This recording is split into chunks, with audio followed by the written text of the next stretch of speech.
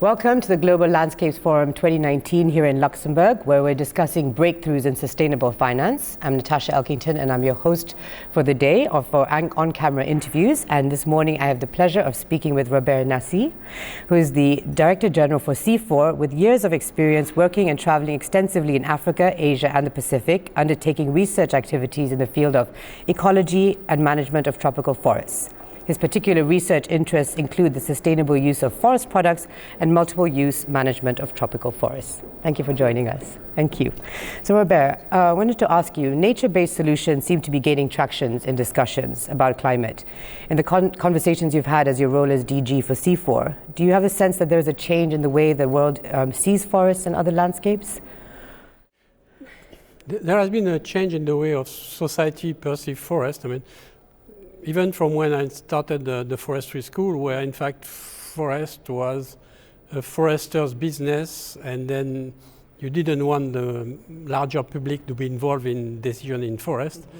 They were the tourists, you were the professional, and then it changed totally, and then I think to the point that now forest become too important to be managed only by foresters. Right. So it becomes really the aspiration from society in terms of forests have changed. At the same time, the reason why forests disappear are the same, so that there is sort of a big of a discrepancy. People are happy to keep their forest and not to cut their tree, but then on the other side, they will go to the supermarket and they will buy cheap meat coming from a place where the meat has been produced by deforestation. Right. So there is this disconnect. There is a growing awareness of people, the role of forests and the importance of forest, trees, and green infrastructure. At the same time, there has not been the behavioral change. Right. that will be going together with the awareness. So what's it going to take to change these behaviors? I think the whole system of incentive goes in the other direction.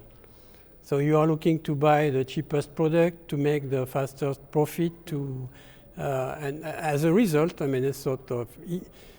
it's very difficult to change the way you live. If you say tomorrow, I don't want to use fossil fuel, it's sort of, no, okay. So what's the alternative? What's the alternative? Right. That's the point. We have built a system where there is no alternative yet at the scale that we need, and people, even if there are some alternative, in many cases people cannot afford, which end up with this situation we have that people are angry and screaming in the streets. I read this morning in the news, Mercedes-Benz is laying off 10,000 people. And when you read why they are laying off people, it's because we are shifting into electric car. So we need money to invest. So we invest in something which is more renewable energy, and we start by shutting down 15,000 people. Do you think that's the message people want to hear and make this? No. No, exactly. So there has to be more thinking in how we're doing exactly. This, our changing and investing. Yeah, and provide actuable alternative and make people that can afford the alternative. Right, I agree. And in terms of the ecosystems, what do we need to do better to protect ecosystems and provide the foundation of our economies and life in general, I guess? Setting aside the ocean and the seas, that's sort of the largest infrastructure. We have forest and land-based ecosystem. I think what we need for forest is, three things. They are simple. We need to conserve whatever is left of our primary forest, you name it primary or untouched. We need to conserve these because now they are below 30% of what is left. If we go down, and there are some qualities that make them irreplaceable. So when you lose the primary forest, it's lost. Full stop. Then the second part is we need to sustainably use the forest because the competing, if you don't give a sort of an economic value or societal value to a forest, a competing value coming from agriculture or mining or something else, we say, okay, these are the more economic value or financial value, I cut the forest. And we need product from the forest. It's sort of a lot of people are reliant on using forest for their food, for their medicine, for their fruits, ecosystem services, water regulation, so we need forest. So we need to keep the primary forest, we need to manage as much as we can and as sustainably as we can forests that have already been touched, logged, or secondary forests. And there is a huge amount of land like that that is probably suboptimally managed yet. And people don't really look at that. A lot of the people look at the primary forest, but they don't really look at this sort of in the between managed forest. And then we need to restore the huge amount of land that is just wasted. By any standard, you have between 1 billion to 6 billion hectares of degraded land. We need to do something about this, and we need to do something about this that has a business case, that is not simply an ecological enterprise, that is an economic enterprise, that will create jobs, that will produce the product that we need from wood and from the forest, so that we can keep the primary forest. So it's theoretically simple. Right. And do you think it's difficult to implement? It's difficult to implement because fundamentally our current system of incentive goes in the other way. I mean, right. Exactly. Totally. So if we were to replace non-renewable resources with renewable ones in a biocircular economy, would the planet have enough of such resources to meet the demand? To a certain extent, I mean, I don't think that we can grow indefinitely, economically and in terms of population, on fundamentally something which is finite. So at one stage you reach a point where you over. What we have now is largely part of the reason why we have exceeded planetary boundaries is because we are not managing that well. So there is room. In terms of food, people tell you we need 70% more food by 2050. Yes, but we are wasting 40% of the food. So that's already 40% of the 70%. Right. Then you can probably improve yield in some areas that are now. So I don't think that we need to clear more land to make more food. Then there is the whole issue of, okay, can we replace concrete and steel by wood-based product like cross-laminated timber? Yes. But of course, I mean, you cannot replace all the concrete by timber because then we don't have enough timber. Exactly. But you can make a dent and then you will need to change. If you look at the world now, the world is producing about 3.5 billion cubic meter of wood-related product. Half of this wood goes into smoke because it is used for fuel wood by local population that have no other choice. To cook their meat, they have to burn wood. If we can make a technological shift and move this population out of this trap where they are burning wood to cook their food and use systems that are renewable. I mean, you don't want to extract more oil to add to the problem, but you can use systems based on biogas. You can use electrical power. You can use other forms of energy. Then there is a part of wood that you can divest. Instead of burning them, you can make them in cross-laminated timber and make more building in wood. So I think ultimately, based on the current consumption, I think we still have enough wood if we want to move into this direction. We probably don't have enough if we want to go full speed on that because we need to recycle more. At this stage, we are recycling only 9% in the world. Okay. Overall, the percentage of recycling in the world is 9%. Wow. So we are wasting 91% of valuable resources. And some of these resources it's not simply recycling plastic. I mean, in your handphones, I mean, that end up in the landfill, there is gold, tantalite, all very expensive products that nobody, in fact, recycles. What we did, we dumped that on the poor countries and let them sort it out. It doesn't happen anymore. Let the Chinese buy the plastic. They don't want that anymore. Right. We need to have a serious effort in recycling. So that's the circular part. And we need also to look, okay, we need to produce more fiber, wood type. Yeah. And for that, if we want to keep the primary forest, if we want to keep the managed forest we have as forest, we need to invest quite solidly into plantation. Well, people have a sort of a tendency to make a bad case. Plantation are not good, they are monoculture. Well, well-established plantation for a good purpose, I mean, in the right place, this is a good thing because as of today, 7% of the forest cover is plantation, and they produce something like 35% of the wood. So you can produce a large amount of wood on a small amount of land and leave the rest as it is. So why don't we use part of the degraded land to produce intensively, on the proper practice, more wood for moving into instead of a fossil fuel-based economy, into a bio-based economy. But for that, we will still need a huge investment in recycling, reducing waste, changing habits, and then we can do something. Right. I was going to ask you just on a side with hemp as an alternative. Is that something that is being considered? Because it looks like it's a product that will help solve the whole wood situation. You have plenty of this product. That the main mistake that everybody does is that something comes out and then it becomes the solution of the silver bullet. Right.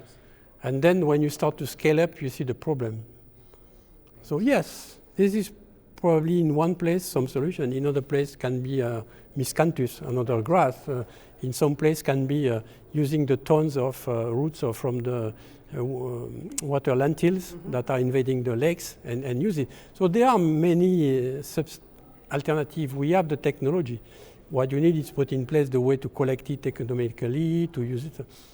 But no, not one is going to solve the problem. Right. Many different options that we have to use. It's not only one way to go. Okay, and you've also spoken a lot about opportunities for investors about landscape restoration, especially for the return on investment. So why is it so hard to build momentum and get more of these smaller projects going? You read in the literature that if you invest $1 in landscape restoration, you get $7 to $30 in return on investment. If it was the case, I mean, all the people in this room, and they will be screaming and running at the door to restore land. Yes. Because there is no investment today that if you invest $1 brings you back $30. Right. At least no official investment. Right. So why is it not the case? It's not the case because all these calculations relate on, this is the potential, this is not the actual. And the fact that the whole system is geared into going in different direction, with this, like I explained this morning, people don't really know, they are not aware. This is different from the business as usual. Right. So there is a lot of constraint, barrier to adoption that slow down these things. I mean, so that's why you really need, I mean, to establish a system where everybody plays the role it is supposed to play. I mean, a sort of public policy, government setting up the incentive framework, private company or investing in things, building on local communities, making sure that local communities benefit of that. When you have all the system in place, then restoration becomes an economic enterprise that creates jobs, that produce actual product, not only ecosystem services, but also ecosystem services. So it's a matter of changing the way we do things. And having this type of meeting like the Global Landscape Forum is a small step into this direction. But we really need to think completely the way we are geared, because we are geared to go in this direction where we should go there. Yeah. And in terms of rights in the landscape, in communities like you mentioned, indigenous rights, how do we factor that into investors? Because it's another area that kind of being sidelined, but it needs to be part of the conversation too. Yes. Yeah. Yeah, I mean, there is empirical evidence that shows that land that is customary owned or managed is less deforested than other type of land, including protected area. So yes, the question here again, it's quite difficult because again, the political framework is not necessarily the one you want. The land tenure is unclear. There is a power imbalance between the local community and a huge corporation. Right. Okay, even if the people want to keep their land, if someone has enough power either to grab the land or to pay them. Right. So yes. Sort of, yeah, so that's, I think that we need to build more on subsidiarity, and we need to build more on making people clarifying, I mean, this is your land. Any benefits that will come from this goes to you, and you will pay taxes because the government, but the benefit goes to you. I mean, it's sort of not to the forest department, not to the... Right. And then people become interested because they have an interest in keeping this piece of land. But you need also to put in place the framework that says that, okay, it comes to you, but under some condition. It's not going to come to you if you cut your land and transform it in oil palm. So that's the whole chain of framework, policies, incentives. I think has to be geared into convincing people that they need to invest and maintain in their land in a way that is more sustainable. And it's the same thing in town. I mean, it's sort of convincing people that they should not take their car to travel alone to go in the office. But for that, you need to provide public transport to the people, and affordable public transport. So it's the same. Yes, across the board. And then just to talk about a different topic while it's involved, it's about this year's wildfires have been caught the attention of the media, first in Brazil and then across the continent. Can you, calling us a planet on fire, can you put this a bit in perspective, this year's fire situation? Is it as bad as... Fire is the sort of the symptom of all the diagnostic that we say because we are we have a problem. Climate is changing. The way we manage our ecosystem is not the way it should be. As a result, trees are dying, and because trees are dying, fire is easy to. So that's the sort of. Now, there is always fire. There will always be fire. Some ecosystems, they need fire to be regenerating. Some ecosystems have been burning on a regular basis every year. I mean, sort of the savanna in Africa. So not all fire are being equal. The problem is that now we have fire in place that should not burn. Right.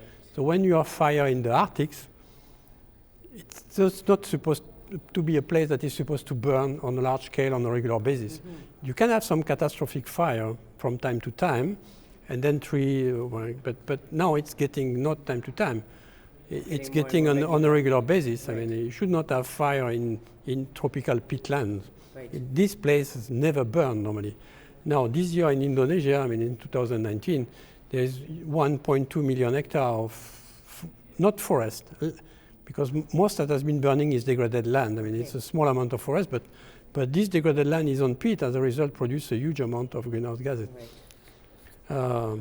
Same problem with the Arctic fire, so I think the fire are the symptom of the disease. I mean, sort of. So if we look simply at the firefighting, we buy more plane and we put more firefighter. We are just looking at the symptom. We are not curing the problem, and then the problem will revert again. So it's the same, when you have a sort of a chronic disease. I mean, it's sort of, and I have a problem. I have a tumor in my head, and I have a headache, and I give you aspirins. Yes. So I may reduce your headache, but I'm not going to solve your problem. No. So that's the thing with fire, and it's fire is a very interesting thing because as soon as it starts raining and the fire stops, everybody forgets. Mm-hmm. So it's a matter of also for you people, news people, mm-hmm. to be consistent in your message also. Right. It's not because the fire stopped that this is. And if you look at the Amazon, the problem is not the fire in the Amazon. The problem was not the fire in July. The problem was the deforestation that occurred in January. Mm-hmm. And people have cut a large amount of forest in January that was dry, and then they set up in fire in July. Again, fire is just a symptom. Right. We should have addressed the problem of deforestation in January.